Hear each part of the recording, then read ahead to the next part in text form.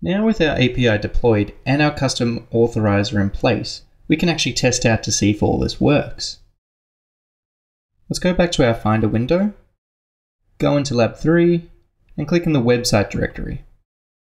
Now open this directory in your terminal of choice. Okay, so I've opened the directory in my iTerm window here, and we can see that we're in Lab 3 website directory. Now the first thing that we need to do is install all the dependencies. So just run npm install.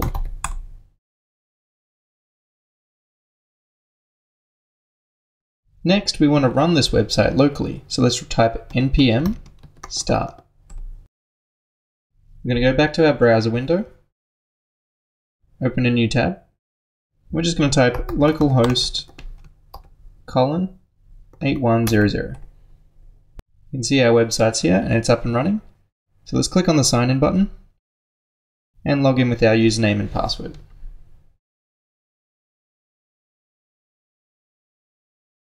Now that we're logged in, you can see that my name's up the top right corner and my profile picture. So let's just click on this button here. And there we have it. We've gotten some information back from Auth0 about the user.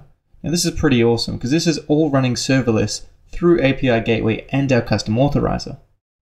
So what's happening is we're creating a GET request from our front end to API Gateway, the endpoint that we've set. That's running through our custom authorizer to make sure that the token that we've gotten from logging in is correct.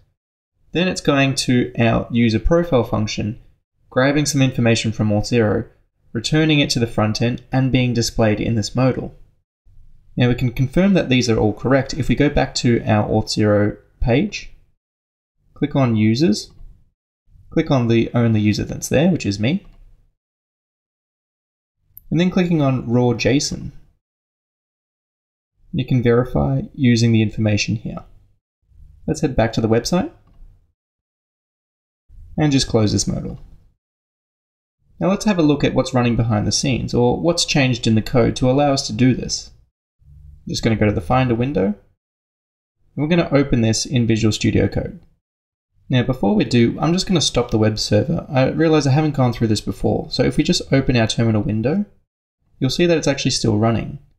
If you press Ctrl+C, that will actually kill the server off. Now let's have a look at the code. Now open the JS directory and click on the user controller.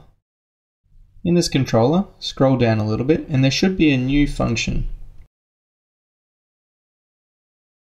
And here it is.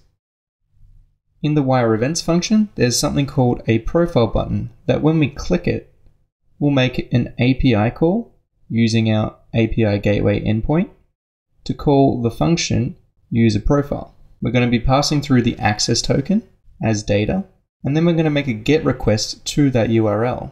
So this access token was part of the query string. But where did the ID token come from? So if we actually scroll up just a little bit further, we can see here that we've actually configured it that every AJAX call that we make, we're going to add the authorization token, the ID token. Let's scroll down and go back to that function.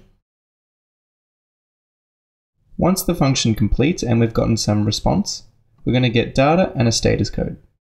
With that data, we're going to turn it into a JSON string, and then we're going to display it in a div called user profile role JSON, which is what's in the modal. And of course, we're going to display the modal.